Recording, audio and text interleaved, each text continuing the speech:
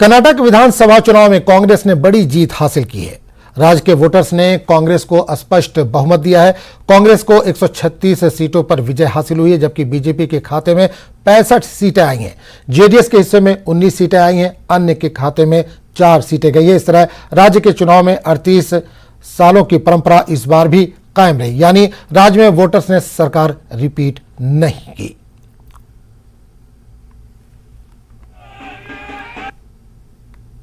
कर्नाटक के चुनाव में एक तरफ क्रोनी कैपिटलिस्ट की ताकत थी, दूसरी तरफ गरीब जनता की शक्ति थी और शक्ति ने ताकत को हरा दिया। और यही हर स्टेट में होगा। कांग्रेस पार्टी कर्नाटक में गरीबों के साथ खड़ी हुई, हम गरीबों के मुद्दों पर लड़े। और मुझे सबसे अच्छी बात यह लगी कि हमने नफरत से, गलत शब्दों से यह लड़ाई नहीं लड़ी। हमने मोहब्बत से, प्यार से, दिल खोल के ये लड़ाई लड़ी और कर्नाटक की जनता ने हमें दिखाया कि ये देश मोहब्बत इस देश को अच्छी लगती है। कर्नाटका की जनता को बहुत बहुत दिल से बधाई देना चाहती हूँ और उन्होंने पूरे देश में आज ये संदेश दे दिया है कि जो राजनीति जनता चाहती है वो अपनी समस्याओं के समाधान की राजनीति चाहते हैं। अपने मुद्दों पर बात होनी चाहिए।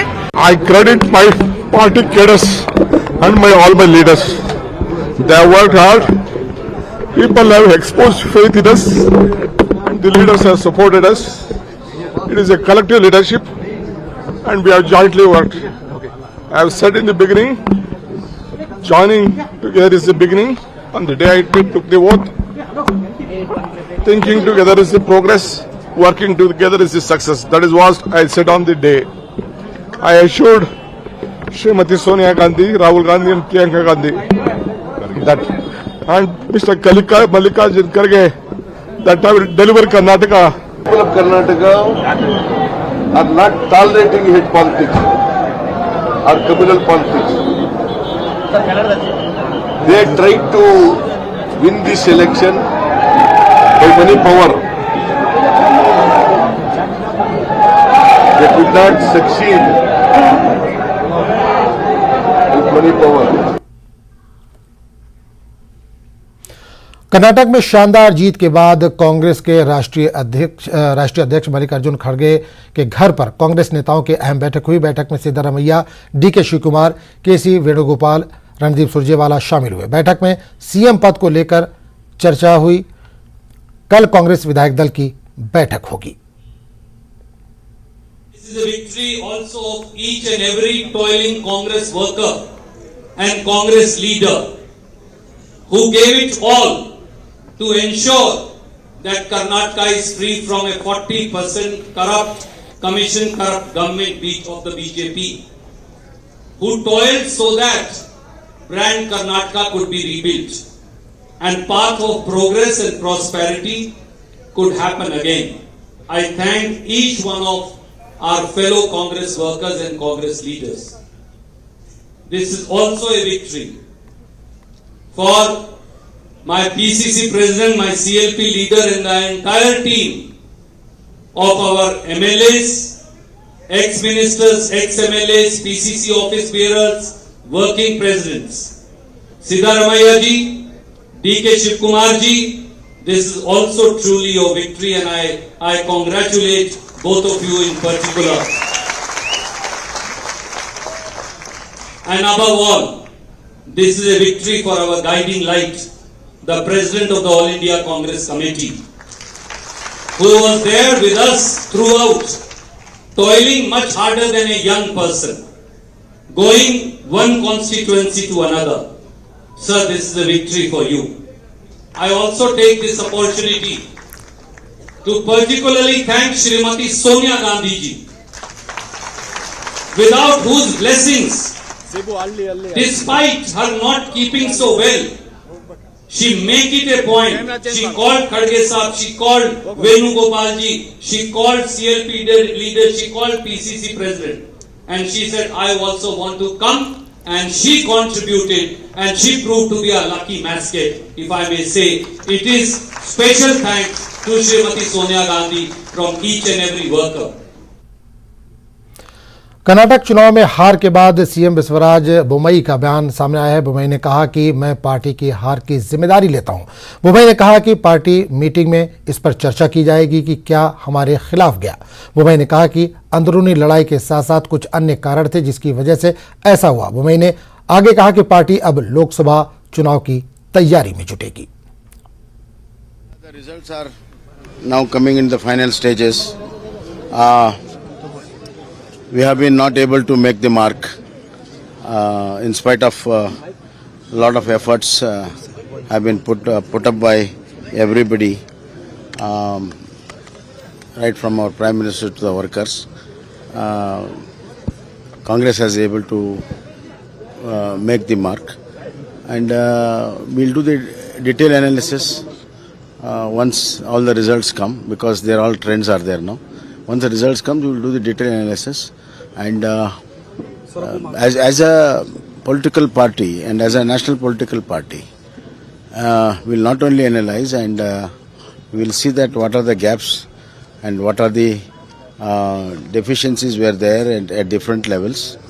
We will look into that and improve upon it, and we will take this result in our stride, and we will go ahead and reorganize the party and come back during Lok Sabha election. Ridge मैदान और mall road से पहले प्रियंका गांधी कर्नाटक में कांग्रेस की जीत का जश्न मना रहे कार्यकर्ताओं के बीच शिमला में हिमाचल कांग्रेस के मुख्यालय पहुंची, जहां सीएम, डिप्टी सीएम और प्रतिभा सिंह ने उनका स्वागत किया। प्रियंका ने यहां मीडिया से भी बात की। कर्नाटक के नतीजों पर प्रियंका गांधी ने कहा कि हिमाचल के बाद और कर्नाटक में कांग्रेस की जीत के जरिए जनता ये संदेश दे रही है कि अब देश में ध्यान भटकाने वाली राजनीति नहीं चलेगी। इन्होंने मल्लिकार्जुन खड़गे और कर्नाटक कांग्रेस के नेताओं के साथ राहुल गांधी को भी जीत का श्रेय दिया। प्रियंका ने बताया कि कर्नाटक में राहुल की भारत जोड़ो यात्रा जिन 91 सीटों से होकर गुजरी थी, उसमें से 75 सीटें कांग्रेस ने जीती हैं। वहीं भविष्य में राहुल गांधी के पीएम बनने के सवाल पर प्रियंका ने कहा कि ये तो जनता ही तय करेगी। कर्नाटका की जनता को बहुत बहुत दिल से बधाई देना चाहती हूँ, और उन्होंने पूरे देश में आज ये संदेश दे दिया है कि जो राजनीति जनता चाहती है वो अपनी समस्याओं के समाधान की राजनीति चाहते हैं। अपने मुद्दों पर बात होनी चाहिए। हमारा पूरा प्रचार हिमाचल प्रदेश ने भी यही दिखाया। हमारा पूरा प्रचार यही रहा था कि जनता के मुद्दों पर हमें बात करनी चाहिए। वो मुद्दे हैं महंगाई, बेरोजगारी, भ्रष्टाचार। जनता विकास चाहती है, और आज से दोनों हिमाचल प्रदेश और कर्नाटका ने इस देश को साबित कर दिया है कि ध्यान भटकाने वाली राजनीति अब नहीं चलेगी। भारत जोड़ो यात्रा में राहुल गांधी जी ने जो कर्नाटका से यात्रा निकाली, उसमें जो 91 शायद या 91 से विधानसभा थी, उनमें से 75% जीती गई है कांग्रेस द्वारा। कांग्रेस अध्यक्ष जी ने मन बनाया कि कांग्रेस को जिताना ही है। 1 महीने से वे कर्नाटका में रहे, उन्हीं के नेतृत्व में पूरा संचालन हुआ। श्री सिद्धरामैया जी और श्री DK शिव कुमार जी को भी बहुत बहुत बधाई। सारे जितने भी कर्नाटका में कांग्रेस के कार्यकर्ता हैं, उन सब ने अथक परिश्रम किया। उन्हीं के परिश्रम की वजह से आज ये जीत हासिल हुई है। कर्नाटक विधानसभा चुनाव में कांग्रेस को मिली बम्पर जीत से देश भर में कांग्रेस कार्यकर्ता जश्न मना रहे हैं। शिमला में भी कांग्रेस मुख्यालय में कार्यकर्ताओं ने जश्न मनाते हुए नारेबाजी की। यहां सोनिया गांधी, राहुल गांधी और प्रियंका गांधी के समर्थन में नारेबाजी हुई। सीएम सुक्खू और प्रतिभा सिंह के समर्थन में भी नारेबाजी हुई।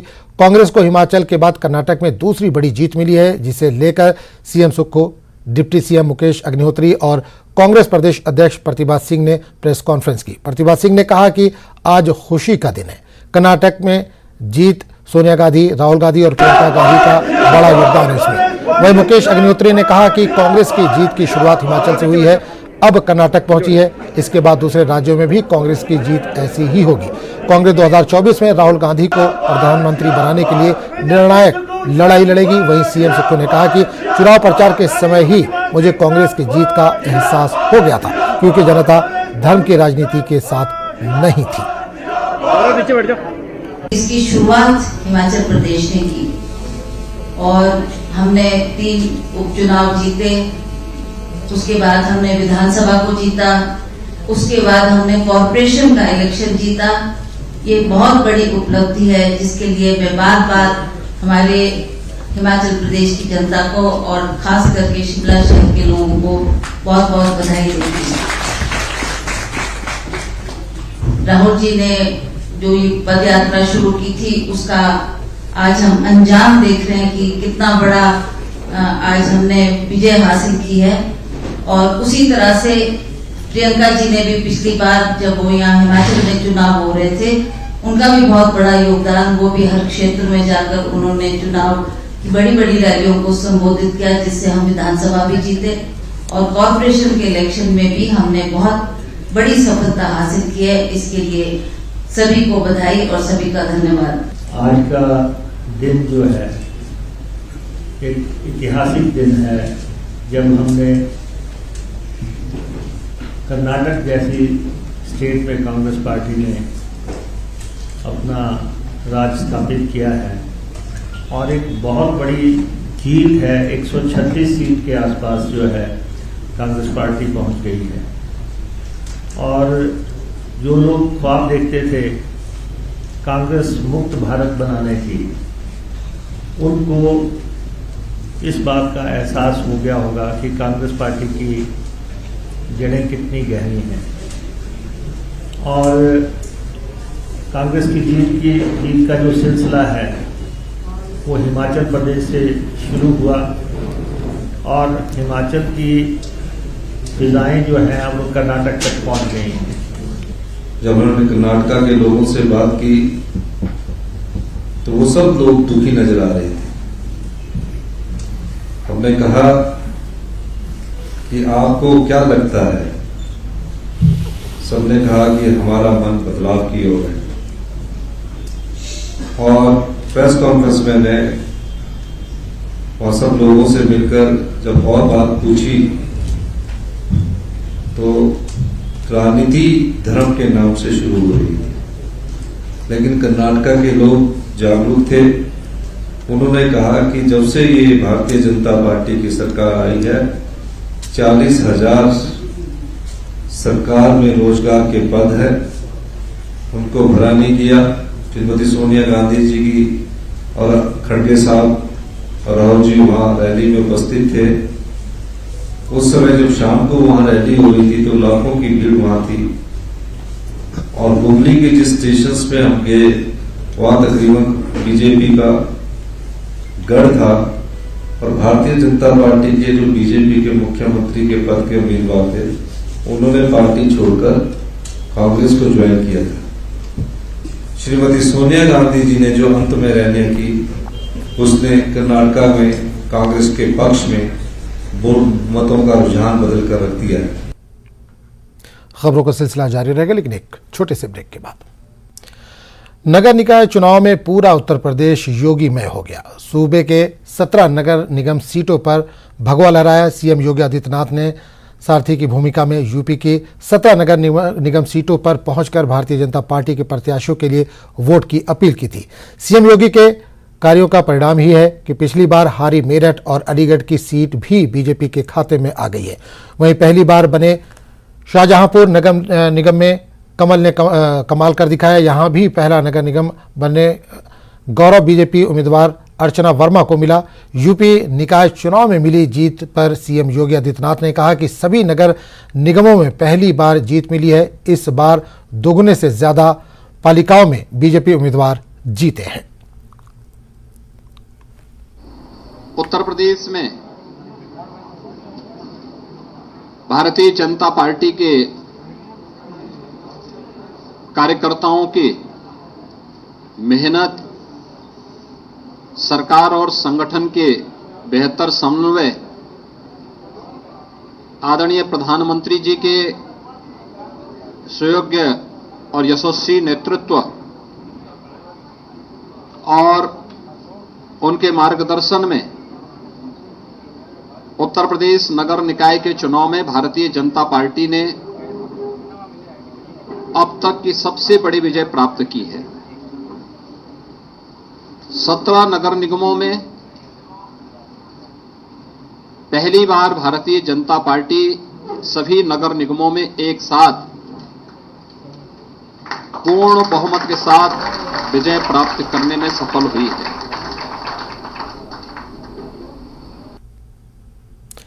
आईपीएल के 2 रोमांचक मुकाबलों के लिए सज धज कर तैयार हो चुका है धर्मशाला का एचपीसीए क्रिकेट स्टेडियम। ये हसीन वादियों के बीच फर्स्ट क्लास क्रिकेट का दुनिया का सबसे ऊंचा स्टेडियम है, जहां होने वाले मुकाबले का क्रिकेट प्रेमियों को बेसब्री से इंतजार है, जो 17 और 19 मई को खेला जाएगा। आईपीएल मुकाबले के लिए सजा एचपीसीए स्टेडियम। 17 और 19 मई को होगा महामुकाबला। ऑनलाइन बुक हुए ज्यादातर टिकट।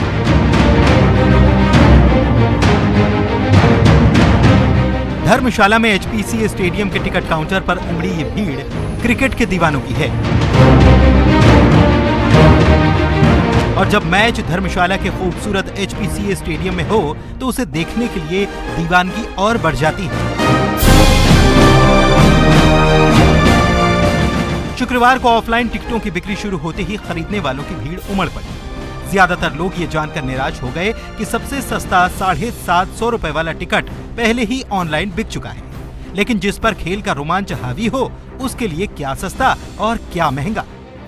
बहुत ज़्यादा देखिए, ticket Himachal Pradesh cricket association का पार्ट नहीं है, वो किंग्स 11 पंजाब का, क्योंकि फ्रेंचाइजी वो हैं, उनका होम ग्राउंड है, तो ये उनके पार्ट पे होता है। लेकिन जहाँ तक हमारी जानकारी है कि मैक्सिमम महंगी से महंगी टिकटें भी जो है वो ऑनलाइन जो है वो बिक चुकी हैं। और अभी भी जो है, क्योंकि कैपेसिटी धर्मशाला स्टेडियम की मात्र 20-22 हज़ार है, तो लेकिन टिकटों को लेकर के जो है वो लोगों का बहुत क्रेज़ है। और लोग जो है वो हाई एंड टिकट, जो महंगे टिकट हैं, उनके लिए भी जो है वो बहुत सी मांग उनके किंग्स 11 के पास पहुंच रही है। लेकिन लिमिटेड स्टॉक होने के कारण जो है वो दिक्कत आ रही है। क्रिकेट के दीवाने जिस खूबसूरत स्टेडियम में बैठकर खेल का मजा लेना चाहते हैं, पहले वहां की तैयारियां जान लीजिए। इस वक्त मैं हिमाचल प्रदेश क्रिकेट एसोसिएशन के खूबसूरत क्रिकेट स्टेडियम धर्मशाला में मौजूद हूं। मेरे पीछे आप देख सकते हैं कि आईपीएल के मैचों को लेकर ये क्रिकेट स्टेडियम जो है पूरी तरह से तैयार हो चुका है। आप इस वक्त जो हरियाली वाली ये जो फील्ड है उसको देख पा रहे होंगे, ये बरमूडा ग्रास है जो कि इस वक्त पूरी तरह से उग चुका है। और इसके साथ साथ जो है पूरी तरह से यहाँ पर जो है जो पिचेस हैं उनको भी ढक दिया गया है, ताकि जब मैचेस हों तो उस वक्त जो है ये पूरी तरह से सही सलामत जो अपना यहाँ पर काम हो सके। एचपीसीए स्टेडियम में आईपीएल के 2 मुकाबले होंगे। 17 मई को पहला और 19 मई को दूसरा मैच होगा। 17 मई को पंजाब किंग्स और दिल्ली कैपिटल्स के बीच मुकाबला होगा।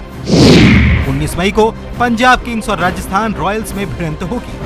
टीम्स आ जाएंगी 14 तारीख से, टीम्स जो है वो पहुंचनी शुरू हो जाएंगी। पंजाब 14 को आ जाएगी, 15 को दिल्ली की टीम पहुंच जाएगी, 16 को राजस्थान भी जो है वो यहाँ पे पहुंच जाएगी। तो उसी तरह पहुंचने के बाद जो है वो उनके प्रैक्टिस शेड्यूल यहाँ पे प्रैक्टिस भी करेंगे। और 17 मई को शाम 7:30 बजे से जो है वो मैच शुरू होगा। करीब 22,000 दर्शकों की क्षमता वाले स्टेडियम में मैच देखने के लिए ज्यादातर टिकट बुक हो चुकी है। 10,000 रुपए वाली सारी टिकटें बिक चुकी हैं। 25 लोगों की क्षमता वाला कॉर्पोरेट बॉक्स 2.5 लाख रुपए में बिका। 3700 रुपए वाले पवेलियन टेरेस की सारी टिकट बिक चुकी हैं। 3000 वाले वीआईपी नॉर्थ जोन की सारी टिकटें बुक हो चुकी हैं। 750 और 1200 रुपए वाले टिकट ऑनलाइन बुक हो गए हैं। ऐसे में अब मारामारी सामान्य स्टैंड की टिकट के लिए मची, क्योंकि सामान्य स्टैंड की टिकट के साथ भी इस स्टेडियम में बैठकर मैच देखना असामान्य बात ही तो है।